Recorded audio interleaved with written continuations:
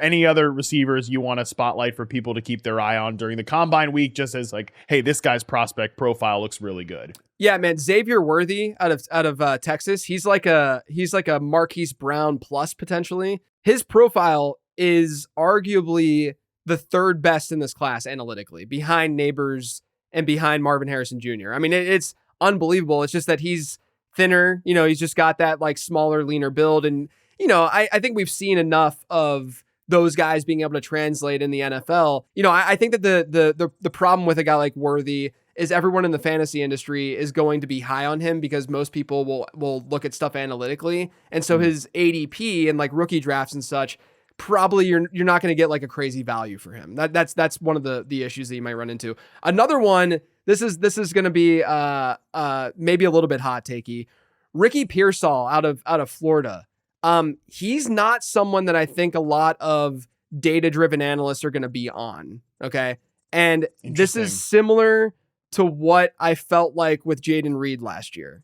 And what you're seeing in the media space and in the scouting space, like DJ dropped his most recent top 50 and he was in the top 50. Ricky Pearsall was. And so, he actually, one of his comps when I was doing his profile a week and a half ago was Jayden Reed. You have a guy who could now get steamed into the second round, after being maybe like a day 3 guy, like a lot of people thought maybe in like January or December. Similar builds between the two guys. Pearsall's maybe a little bit thinner than, Reed's pretty like compact in his build. But very similar analytical marks on the production side, slightly older prospects. He played 5 years in college. Jayden Reed was a little bit older as well. And the thing that's really interesting is that they did it on like all levels of the football field, right? Like Jayden Reed, part of the reason I loved him is because he got rushing production. He had special teams production.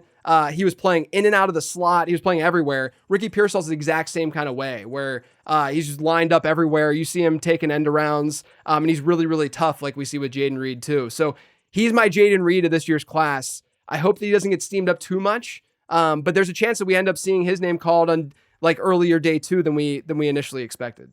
Don't hold me to this because I'm not full done with his prospect profile yet from a reception perception standpoint, but I think he can play. Yeah, he looks good, man. Yeah, I think he's pretty good. So that's a good name for people to keep an eye on.